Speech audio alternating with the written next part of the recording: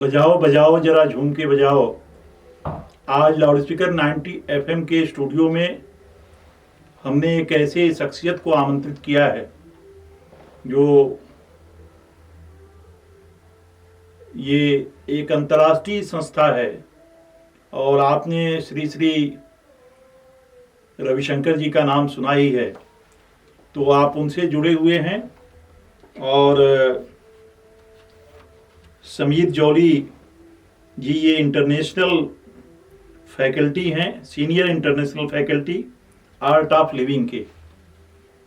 आप art of living के बारे में सभी लोग परिचित हैं, जो भी हमारे दर्शक और श्रोता हैं वो जानते हैं।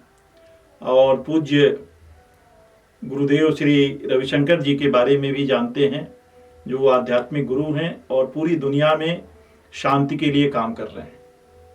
तो आज समीर जौली जी गोरखपुर में हैं और लाउड स्पीकर 90 एफएम के दर्शकों और श्रोताओं की ओर से हम उनका अपने स्टूडियो में हार्दिक अभिनंदन करते हैं। नमस्कार।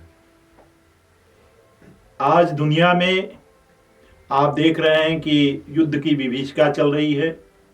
रूस यूक्रेन से लड़ रहा है, उधर लेबनान, हमास, इजराइल और हमास का युद्ध आप देख रहे हैं। फलस्तीन में रोज लोग मारे जा रहे हैं। तो सबसे बड़ी बात है कि दुनिया में एक समाज में व्यक्ति निर्माण का काम कैसे हो। तो समीर जौली जी को एक मोटिवेशनल स्पीकर के रूप में भी जाना जाता है और इन्होंने बहुत काम किया है। नक्सलाइट के बीच भी जाके काम किया है। आपने अपना मूल स्थान भारत कहते हैं, कहाँ पैदा हुए इसको आपने डिस्क्लोज नहीं किया, लेकिन ये एक गर्व की बात है कि ये एक फौजी पिता के पुत्र हैं जी। इनके पिता सुभाष चंद्र जौली जी आर्मी में ब्रिगेडियर थे और ये एमए, आपका जो एकेडमिक करियर है, एमए पॉलिटिकल साइंस से हैं और एमबीए आपने पुणे से किया। 5 साल तक आप कारपोरेट मैनेजर रहे। विप्रो, टाटा जैसी बड़ी कई नामचीन कंपनियों में आप काम कर चुके हैं। लेकिन उसके बाद से एक जो कहते हैं ना कि तुलसीदास जी ने एक लाइन लिखी है कि सोई जानत जेह देत जनाई, जानत तुम्हें तुम्हें हो जाई। तो श्री श्री रविशंकर जी के साथ जुड़ने के बाद आपके अंदर एक बड़ा परिवर्तन आया और आपकी दिशा बदल गई। जी जी जी।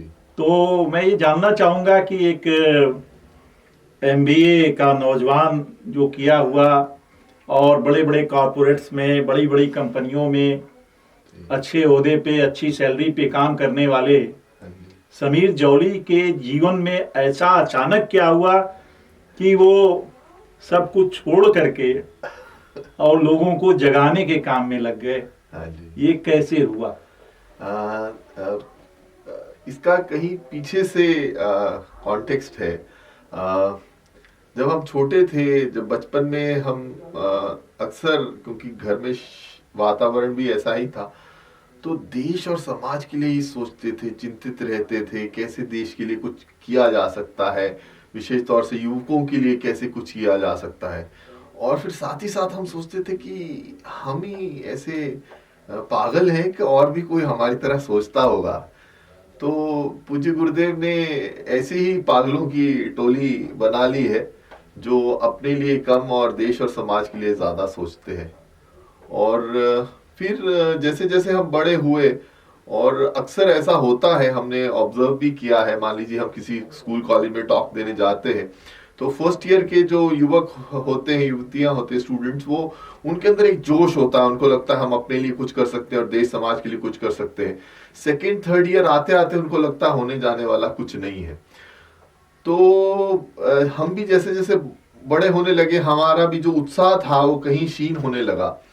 पर और यहाँ तक कि हम सोचने लगे कि होने जाने वाला कुछ खास है नहीं है। तो हम जैसे एमबीए खत्म हुआ, हमारा मन में आया कि अब तो विदेश जाना ही अच्छा है, जैसे कि हमारी पीढ़ी में अक्सर उन दिनों रहा। और पर इस बीच पूज्य गुरुदेव का जो आर्ट ऑफ लिविंग का प्रोग्राम है, सुदर्शन क्रिया करने का सौभाग्य प्राप्त हुआ। और पूज्य गुरुदेव से जब दर्शन हुए और जैसे जैसे हम जानने लगे, तो हमें समझ में आया कि सब कुछ ना उम्मीद नहीं है। और अगर हम चाहें तो एक आर्ट ऑफ लिविंग, क्योंकि कलयुग में कहते संग रह के ही शक्ति है, आपको एक प्लेटफॉर्म चाहिए। जैसे कि जब मैंने एमबीए फिनिश किया और पहला जॉब मुझे वोकहार्ट कंपनी में बॉम्बे में मिला। मैं लोखंडवाला में रहता था, जहाँ अधिकतर एक्टर लोग रहते हैं। तो हमने सोच के रखा था कि अपनी पहली सैलरी का 50% जो है गरीब बच्चों की पढ़ाई के लिए देंगे। तो 5 साल के अंदर अंदर कंपनियां बदली, सिटीज बदली, हमारी सैलरी ऑलमोस्ट 10 टाइम्स इंक्रीज हो गई। पर हमने 1 रुपया भी किसी गरीब बच्चे के लिए नहीं दिया, क्योंकि कहीं भीतर से समझ नहीं आता कि हम विश्वास कर सकते हैं जो हम पैसा दे रहे हैं वो सच में जिसके लिए दे रहे हैं उसको एक्चुअल जरूरतमंद है वहां जा रहा है कि नहीं जा रहा है कि नहीं जा रहा। तो वो प्लेटफॉर्म जो है हमको पूज्य गुरुदेव के सानिध्य में प्राप्त हुआ। और शुरू में सच बोले तो मैं एक फौजी का बेटा हूँ, एक्चुअली कॉन्वेंट एजुकेटेड हूँ। तो कहीं एक लॉजिकल माइंड चलता है, ऐसे आदमी धारणा कर लेता है अगर कोई महापुरुष हुए या भगवान इस धरती पे आए तो वो किसी युग काल में आए। आजकल के दिन में किसी योगी या किसी गुरु पे विश्वास करने का मतलब नहीं है, ऐसा थिंकिंग था। क्योंकि आपको सच बोले तो कैंटोनमेंट एरिया में किसी बाहर के व्यक्ति को घुसने भी नहीं दिया जाता है। तो पहली बार आप कब मिले इनसे? हम पहली बार जब पूज्य गुरुदेव से दर्शन प्राप्त हुए मुझे सन 2000 में फरवरी मार्च में, तब तक मैंने सुदर्शन क्रिया कर लिया था। और तब ये जी कंपनी इंडिया में आया था, जो पहला कॉल सेंटर सेटअप हुआ है इंडिया में, उसकी रिक्रूटमेंट में मैं लगा हुआ था। तो और जब भी मैं सुदर्शन क्रिया करके जाता था तो मैं देखता था जिससे मैं बात करता था वो प्रभावित होता था, उसको लगता था कि हाँ जी हम भी ये कंपनी ज्वाइन करें। तो हमारे जो कार्यशैली है, जो हमारा वर्क प्रोफाइल है, उसमें इतना हमको मदद मिला कि हमको विश्वास जागने लगा कि सुदर्शन क्रिया बहुत ही कारगर चीज है। और फिर भी मैं एक लॉजिकल माइंड से चलता था, सोचता था कि हाँ ठीक है सुदर्शन क्रिया इनसे सीख लिया, अब मैं अपने रास्ते, आर्ट ऑफ लिविंग अपने रास्ते, हम इनसे क्या वास्ता लेना देना। तो पर जब पूज्य गुरुदेव के दर्शन हुए तब भी ये लॉजिकल माइंड चलता था। सोचता था कि व्हाई शुड आई बो down in front of him, कि इनके चरण स्पर्श की क्या दरकार है, he is just another human being, ऐसा थिंकिंग था। जब पहली बार दर्शन भी हुआ हमने खाली ऐसा हाथ जोड़ के प्रणाम किया, जय गुरुदेव बोला। तो फिर हमने ऋषिकेश में एडवांस कोर्स किया आर्ट ऑफ लिविंग का, उसमें मौन साधना होती है। तो जब मौन साधना हुआ तब हमें अंदर से अंतर्स्फूर्णा से आया कि जिस चीज की मुझे तलाश थी वो आज मिल गया, जो मैं जीवन में चाहता था कि। और दूसरी बात आपको सच बोले कि हमको जो हमारी सनातन पद्धति है उसमें कई चीजें अच्छी नहीं लगती थी। जैसे मंदिरों में जाएंगे तो साफ सफाई इतनी नहीं, तो हमको लगता था कि व्हाट इज दिस, मतलब ये कोई तरीका नहीं है। तो जब हम आर्ट ऑफ लिविंग में जुड़े तो देखा कि सबको बिठा के व्यवस्थित तरीके से खाना खिलाया जाता है। एक सेवा का जो कहीं हमें कमी लगती थी हमारे पद्धति में, उसमें वो लगा कि वो पूर्ण कर दिया गया। तो हम बहुत आकर्षित हुए और सच माने तो फिर गुरुदेव का सत्संग चल रहा था और गुरुदेव का भजन चल रहा था। भजन ये था, याद नहीं हमें भजन कौन सा था। तो भजन में गुरुदेव के हाथ में एक फूल था गुलाब का, और उन्होंने ऐसा फूल जो है ऐसा फेंका क्राउड के अंदर, और उन्होंने ऐसे फूल फेंका है और हमारा दिल ऐसे जैसे निकल के उनके लिए चला गया। और वो जैसे स्टेज से उतरे हैं तो हमने जाके उनका आलिंगन किया, हमने बोला गुरुदेव आई लव यू, तो उन्होंने बोला आई लव यू टू। तो ये हमारे पहले शब्द थे जो हमने गुरुदेव के लिए व्यक्त किए। और दूसरा, बचपन में हम पिक्चर में सुनते थे, बोले खुशी के आंसू, हम सोचते थे यार ये खुशी के आंसू कौन से। मुझे विवेकानंद और परमहंस दा की जो मुलाकात थी कि जैसे परमहंस जी को भी जरूरत थी विवेकानंद की जी, तो उसी तरह से गुरुदेव को भी आपकी जरूरत थी, और दोनों एक दूसरे की जी प्रतीक्षा में थे। तो जी जी जी ऐसा ही कुछ जो भी है। तो हमको आर्ट ऑफ लिविंग में आने के बाद अनुभव हुआ कि खुशी के भी आंसू होते, कैसे दिल भर आता है। मतलब हम एक बात तो स्पष्ट जानते हैं, हमने एक्चुअली बहुत संदेह करके देखा, सच बोल रहे हैं, क्योंकि हम एक convent educated Delhi university product थे, एमबीए कॉर्पोरेट, तो हम संदेह करते थे, आने के बाद भी संदेह करते थे। तो फिर हमने ऐसी परिस्थितियों में देखा है गुरुदेव को जहां पे आदमी अपना मूल स्वभाव नहीं छुपा सकता है। जैसे कि एक बार हमारी, उन दिनों मेरे पास एस्टीम कार होती थी, हम गुरुदेव की कृपा से, भगवान की कृपा से जल्दी हमें जीवन में सक्सेस मिला था। तो हम 27-28 साल के थे, पर I could own esteem car in those days. तो मैं अपनी कार चला रहा था, तो गुरुदेव की गाड़ी के पीछे पीछे हम फॉलो कर रहे थे। तो किसी ने, जो उनके चला रहे थे, चालक थे, उन्होंने गलत टर्न लिया, और जैसे गलत टर्न लिया वो गाड़ी तुरंत रिवर्स करनी पड़ी। और हम तो तब भी कॉर्पोरेट में थे, 6-7 महीना ही हुआ था हमको आर्ट ऑफ लिविंग में आके, साधना करते थे, बट बहुत ज्यादा ऐसे संस्कार में शुद्धि नहीं थी, सच बोले तो। और तो जैसी गाड़ी रिवर्स हुई तो हमारी जो कार की हेडलाइट से वो कार टच हुई है। जेन कार के पिछली सीट पे गुरुदेव बैठे थे, और जैसी टच हुई है इमीडिएटली मुझे सुनाई दिया कि मेरी हेडलाइट्स गई। तो सुता ही हमारी जुबान पे कोई तो अपशब्द आया, मतलब किसी के प्रति नहीं, परिस्थिति के ऊपर। तो माय इमीडिएट रिएक्शन ऐसा था, और जबकि गुरुदेव का इमीडिएट रिएक्शन क्या था, उनका अपने शारीरिक सुख सुविधा के लिए नहीं था, उनका इमीडिएटली था कि हमारे बच्चों को, यानी कि हम लोग को कुछ हुआ तो नहीं। तो उसमें ऐसी परिस्थितियों में जहां आदमी अपना मूल स्वभाव नहीं छुपा सकता, हमने देखा गुरुदेव को। फिर ऐसे गुरुदेव कहते हैं, जब आप ठोक पीट के देख लीजिए, जितना संदेह कर सकते कर लीजिए, उसके बाद जो विश्वास जागेगा वो एकदम स्थायी होगा। जी जी। आपका नक्सलियों से भी मुठभेड़ हुई, और नक्सलियों ने आपको कैद कर लिया था।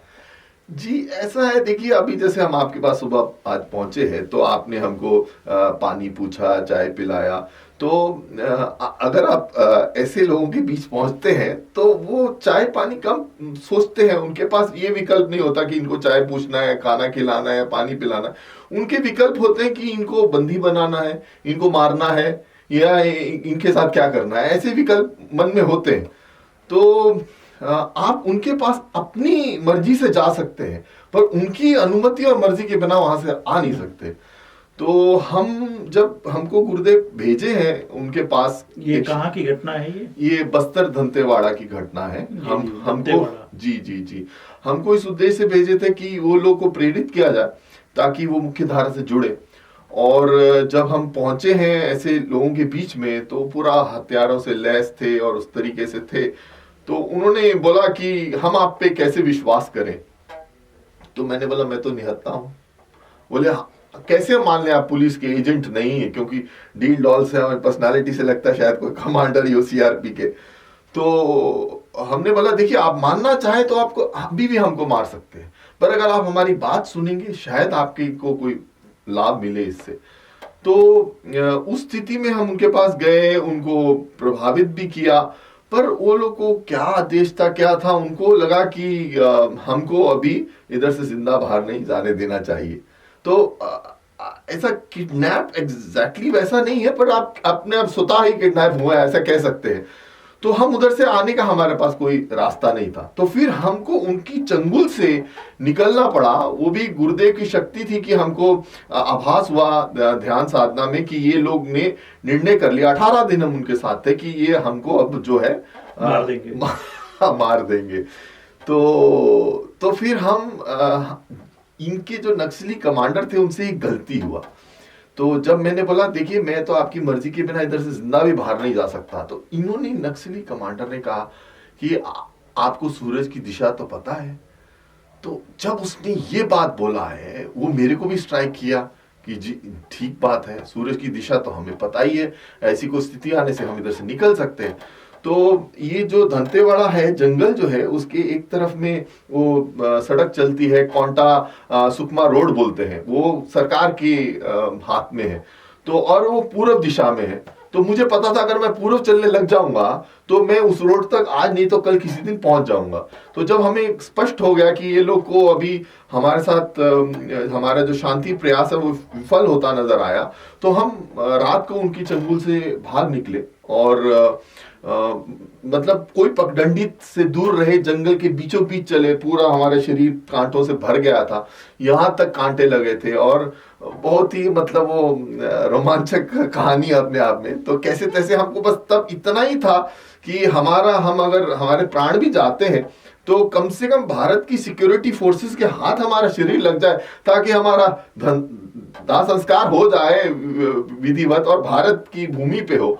और उसके अलावा हमारे पास और कोई इतना हम उद्देश्य नहीं था।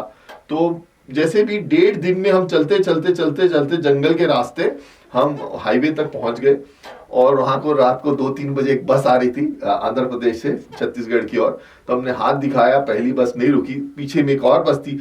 उस रास्ते में रात को कोई बस नहीं रोकेगी। तो हमने मन में गुरुदेव को प्रार्थना की, गुरुदेव प्लीज ये बस रुकवा दीजिए। और वो बस रुक गई और हम बस में चढ़ गए और 2-3 घंटे बाद सुकमा पहुंचे। और सुकमा तो आज जिला है, तब तहसील होता था। तो जब हम उधर बस से उतरे हैं तो हमें विश्वास नहीं हो रहा था कि हम जिंदा हैं। एंड जैसे बोलते हैं I live to tell the story.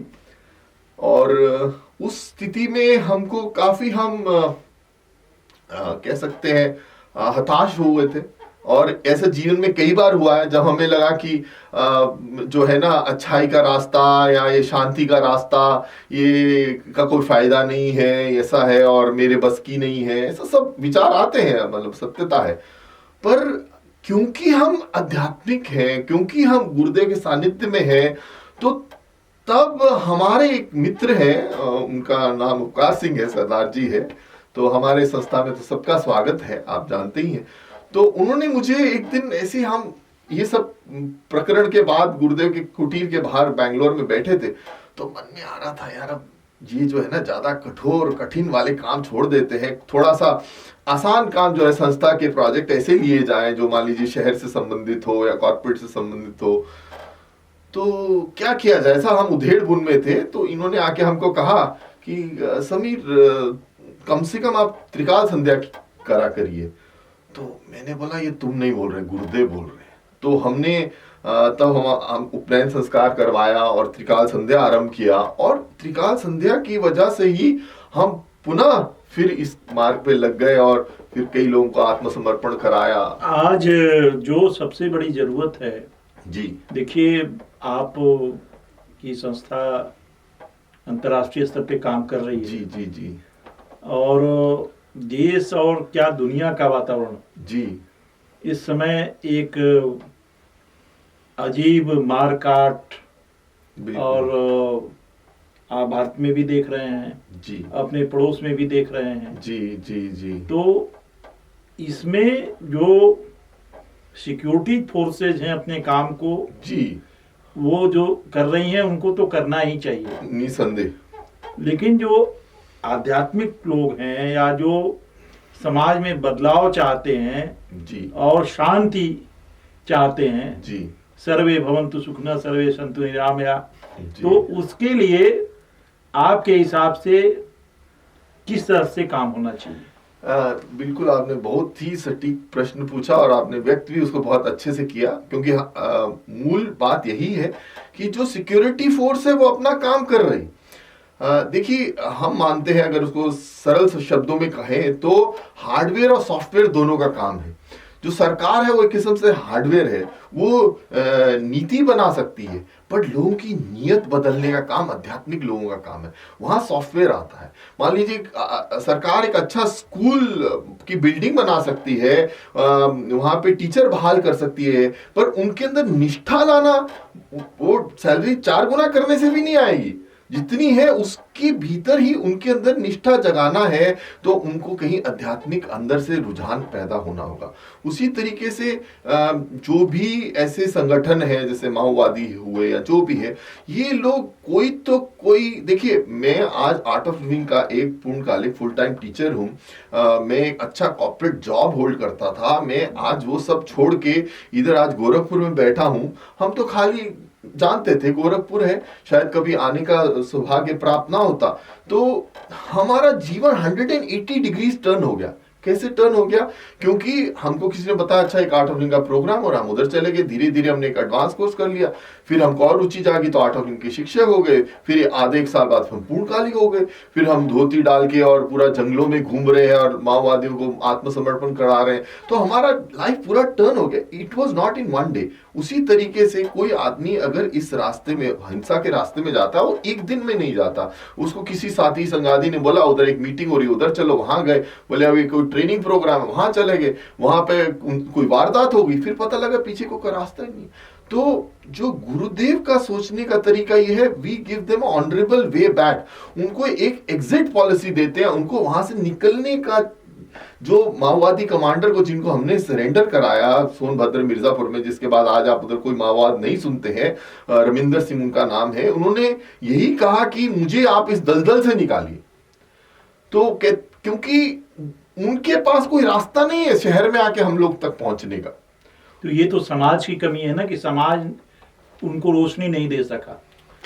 हाँ, मतलब वो जो उनको चाहिए था, जी, गैप जो है, ढूंढ रहे थे, जी, एक कम्युनिकेशन गैप जी, है। जी, जी, क्योंकि अगर जो उनको रास्ता मिले तो हाँ, उस रास्ते पे वो चल पड़े। जी, जैसे आपने जिसके सरेंडर की बात की, जी, जी, जी, कि जब उनको लगा कि मुझे निकालिए, हाँ, जो आपने एहसास कराया उनको, जी, जी, आपने जी, एहसास कराया। जब तक जी, एहसास नहीं तो पड़े हुए थे, पड़े हुए थे और उसी में लगे थे, उसी में लगे थे। जी, तो आज जो भारत है, जी, जिसके जब 1947 में भारत आजाद हुआ था, जी, तो हमारे राष्ट्र नायकों ने कुछ सपने देखे थे। निसंदेह, कभी इस देश को सोने की चिड़िया भी कहा जाता था। बिल्कुल जी।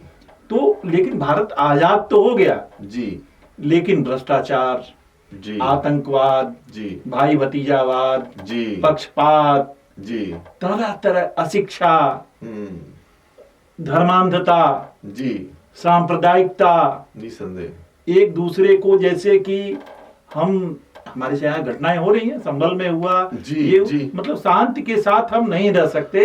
तो ये आज भारत को पुनर्निर्माण की जरूरत है। इसके लिए क्या होना चाहिए? देखिए, बाकी सब कुछ है आज हम कहें अब हमारे पास। हाँ, तो जैसे कि हमने पहले ही कहा कि नीति बनाना सरकार का काम है, नियत बदलना आध्यात्मिक लोगों का काम तो है। सरकार तो अपना काम कर रही है। तो साथ में जो कहीं ना कहीं, जैसे अभी आपको पता ही है कि परसों को ये विश्व ध्यान दिवस है, तो लोग ये जो होड़ में लगे हैं, जो गुरुदेव कहते हैं कि today generation is like on a treadmill running so much but getting nowhere. दौड़ बहुत रहे हैं पर कुछ पा नहीं रहे हैं, और जीवन की जो आयु है वो भी कम होती जा रही है लोगों की। तो उसमें उनके जीवन में एक आध्यात्मिक, उनका एक डायमेंशन, जो एक पहलू आना आवश्यक है। और खासतौर से जो नौजवान है, हाँ जी, वो तो हताश है। आत्महत्या के केसेस बढ़ रहे हैं, सुसाइडल केसेस रोज बढ़ रहे हैं, छोटी छोटी बातों पे। हाँ, तो एक व्यक्ति निर्माण का जो काम है वो देखिए, राष्ट्र निर्माण व्यक्ति निर्माण से ही संभव है जी। तो नहीं तो मैं आपको अभी आज म्यांमार देश काफी उथल पुथल में है, पर हम उधर में गुरुदेव की कृपा से हमें सौभाग्य प्राप्त हुआ वहां पे आर्ट ऑफ लिविंग को स्थापित करने का। तो कभी भी हम वहां किसी भी विदेश में जहां भी हम यात्राएं किए हैं और आर्ट ऑफ लिविंग के लिए, तो जब लौटते हैं और दिल्ली एयरपोर्ट पे फ्लाइट लैंड करती है, एयरपोर्ट से बाहर टैक्सी लेके जाती है, तो आसपास देखते रहे तो हमेशा अच्छा प्रसन्नता होती है, ये फ्लाईओवर बन गया, ये फला चीज बन गया, ये वो। तो पर जब ऐसे पिछड़े क्षेत्रों से हम लौटे तो हमें लगा कि सबसे जरूरी तो प्रेम है। ये सब होने के बावजूद अगर हमारे अंदर प्रेम ही नहीं है तो सब व्यर्थ है, क्योंकि जो अपनापन लोगों के बीच जाते जा रहा है, परिवारों के बीच जाते जा रहा है, और दूसरी बात है जितना पत्थरों के बीच रहते हैं हमारी भावनाएं पत्थर हो जाती। मतलब भौतिक समृद्धि तो आई, लेकिन जो जुड़ाव था, हाँ, पहले लोगों के पास पैसा कम था जी, संसाधन कम थे जी, लेकिन प्यार मोहब्बत ज्यादा थी जी, जी, एक दूसरे के साथ रहते थे, एक दूसरे के सुख दुख में शामिल रहते थे, निसंदेह। लेकिन अब वो एक तफरका, पहले परिवार के नाम पे चाचा चाची और सारे पूरा परिवार एकजुट होता था, परिवार में पति पत्नी रह गए, उसमें भी दरारें खींच गई हैं। जी जी जी। अभी जितना भी हम विकास भौतिक कर ले, साथ में गुरुदेव कहते हैं कि एक पांव अध्यात्म में एक भौतिकवाद में, दोनों आवश्यक है।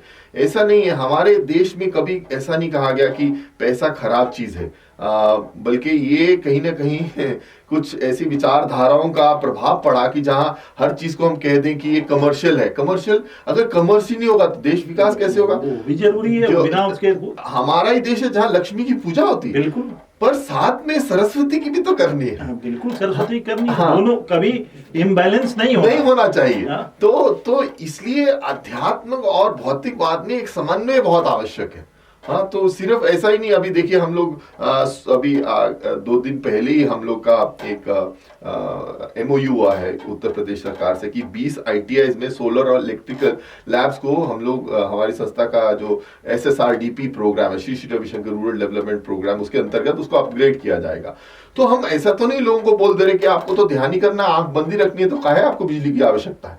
तो हमको वो भी प्रोवाइड करना है। गुरुदेव कहते हैं जो मटेरियलिज्म है, भौतिकवाद जो हमारा बाहरी सुख है उसके लिए, पर अंदरूनी सुख के लिए तो हमें अध्यात्म की आवश्यकता है, उसकी शरण में आना ही पड़ेगा।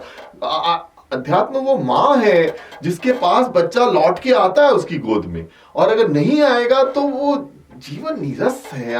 हम कई बार जब सड़क से निकलते हैं तो देखते हैं लोग ऐसे लटकाए हुए चेहरे, मतलब पता ही दुनिया का कौन सा बोझ वो अपने दिमाग पे लिए चल रहे हैं, जबकि जीवन एक खुश रह के भी जिया जा सकता है। और अभाव में भी लोगों ने जिया नहीं, वो अभाव की मानसिकता हो गई, लेकिन वो अभाव उनके मन में नहीं था। वो फिजिकली तो अभाव दिखता था। हाँ, लेकिन अब जो ये सॉफ्टवेयर में जो अभाव आ गया, लैक कॉन्शियसनेस जिसको बोलते हैं, हाय मैं बेचारा, मुझे कोई प्यार नहीं करता, मेरे घर में या ऑफिस में कोई इज्जत नहीं है, मेरे फेसबुक तो आज किसी ने लाइक ही नहीं की। एक अभाव की आत्मकरुणा, ये आत्मकरुणा जो है ना, हमारे को जंग लग गया जैसे हमारे पूरी चेतना को।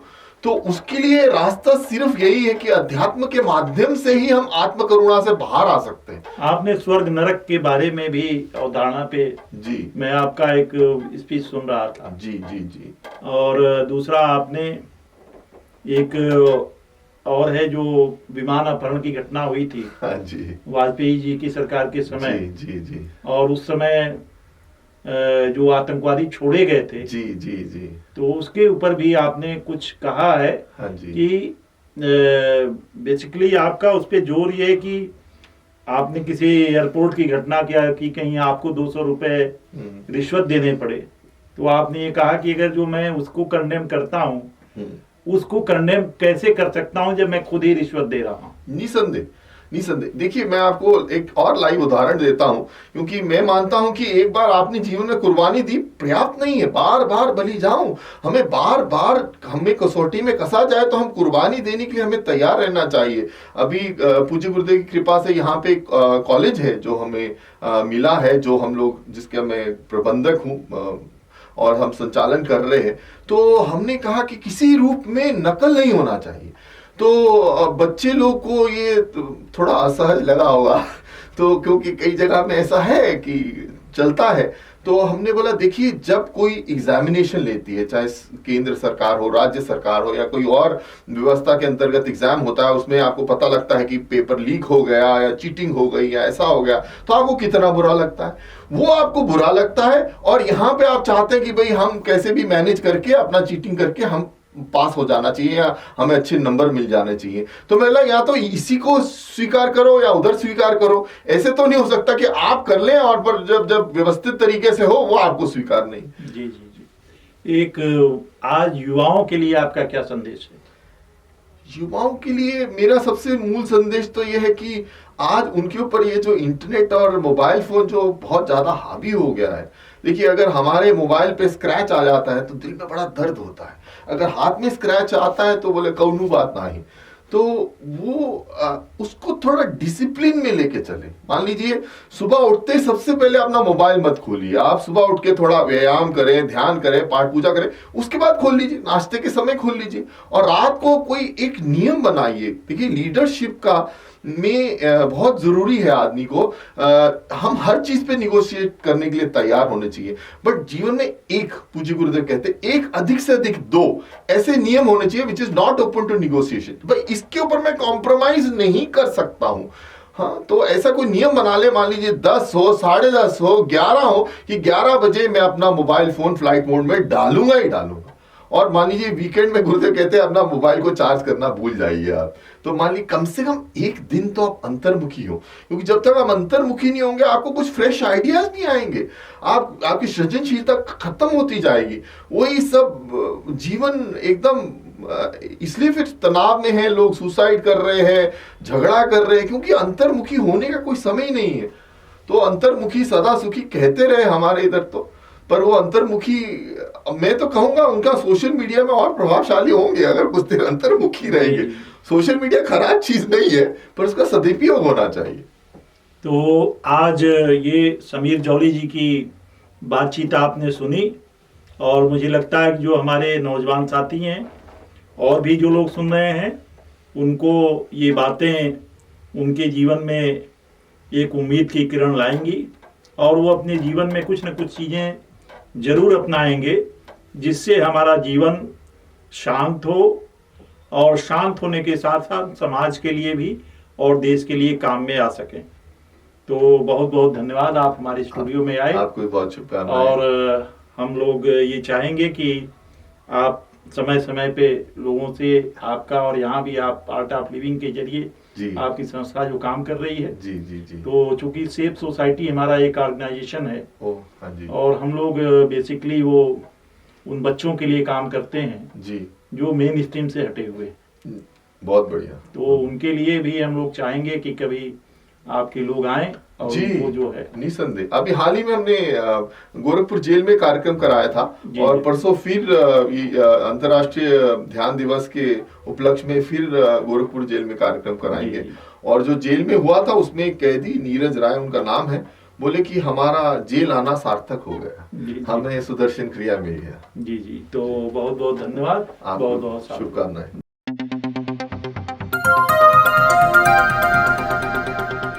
बजाओ जरा झूम के बजाओ, बजाओ बजाओ जरा झूम के बजाओ।